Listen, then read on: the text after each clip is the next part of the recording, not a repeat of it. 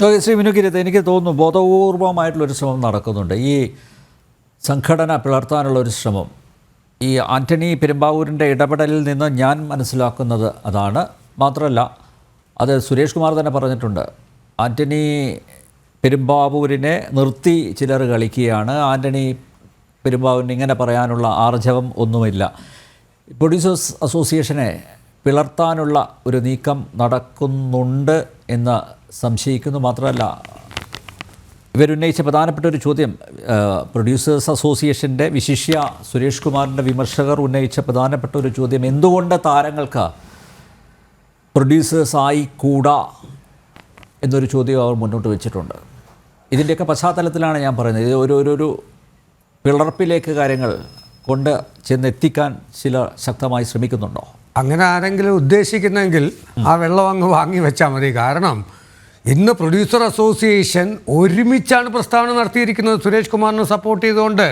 കാരണം ഇവരെല്ലാവരും കൂടി ഇരുന്ന് ചെയ്ത ഒരു ചർച്ചയുടെ പ്രസക്ത ഭാഗങ്ങളാണ് സുരേഷ് കുമാർ പറഞ്ഞത് മൈക്കിലൂടെ.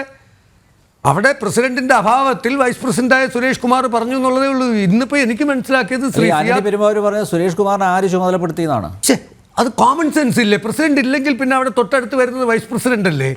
അവിടെ ആൻഡോ ജോസഫ് ഏൽപ്പിച്ചിട്ട് പോയതാണ്. നോക്കൂ, സിയാദ് കോക്കറിനെ പോലെ, അല്ലെങ്കിൽ പല്ലിശ്ശേരി, ഇപ്പോൾ ഇതിനകത്ത് നമ്മുടെ ക്യാപ്ഷൻ സിനിമയ്ക്കുള്ളിലെ സിനിമയോ പല്ലിശ്ശേരി പറയാൻ തുടങ്ങിയാൽ ഒരു 10,000 പരമ്പരകൾ ചെയ്യാനുള്ള കാര്യങ്ങൾ അദ്ദേഹത്തിന് അറിയാം. സിനിമയ്ക്കകത്തുള്ള ഇവരൊക്കെ എങ്ങനെയായിരുന്നു, ഏത് രീതിയിലാണെന്ന്. സുരേഷ് കുമാറും സിയാദ് കോക്കറും ഒക്കെ സിനിമ നോക്കൂ, സിയാദ് കോക്കർ തിയേറ്റർ ഉടമയാണ്, നിർമ്മാതാവാണ്. നേരത്തെ പല്ലിശ്ശേരി പറഞ്ഞ പോലെ ചിലപ്പം ഉടക്കാറുണ്ട്. ഞാനും ഒക്കെ ചിലപ്പോൾ വാക്ക് തർക്കങ്ങൾ അദ്ദേഹമായിട്ടൊക്കെ ഉണ്ട്. അത് വേണം, അത് സിനിമയോടുള്ള സിൻസിയറിറ്റിയാണിത്.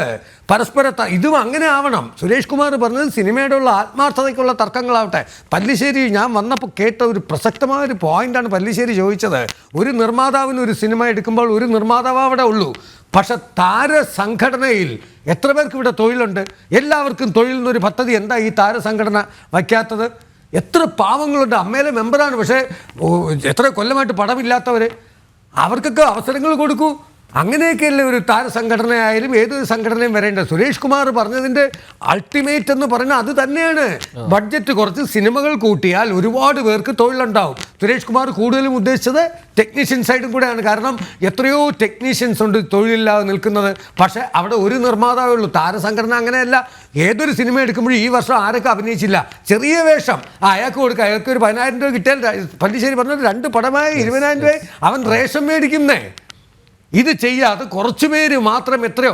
പിന്നെ ഞാൻ ചോദിക്കട്ടെ, ഈ നിർമ്മാതാക്കൾ തന്നെയല്ലേ ഈ താരങ്ങളെയൊക്കെ നിർമ്മാതാവാക്കിയത്? താരങ്ങളാക്കിയത് നിർമ്മാതാവാക്കിയതും. നോക്കൂ, താരങ്ങളാക്കുകയാണ്. എല്ലാവരും മനുഷ്യരാണ് സിനിമയിൽ. അതിൽ കുറച്ചു പേരെ പണം മുടക്കി താരങ്ങളാക്കുകയാണ്. പിന്നെ അവർ തീരുമാനിക്കുകയാണ് സിനിമ എങ്ങോട്ട് പോകണമെന്ന്. ഇതെല്ലാം ഞാൻ പറയുന്നത് ഒരു കൂട്ടായ്മയോടുകൂടി പോണ്ടേ? അങ്ങനെ ആയിരുന്നില്ലേ പണ്ട് സിനിമ? ഇതിൻ്റെ പിന്നിൽ ആരെങ്കിലും എരുതിയിൽ എണ്ണ ഒഴിക്കുന്നെങ്കിൽ അതെല്ലാം മാറ്റിവെക്കണം. എനിക്കൊന്നും അങ്ങനെ സംഭവിക്കാൻ ചാൻസ് ഉള്ളൂ.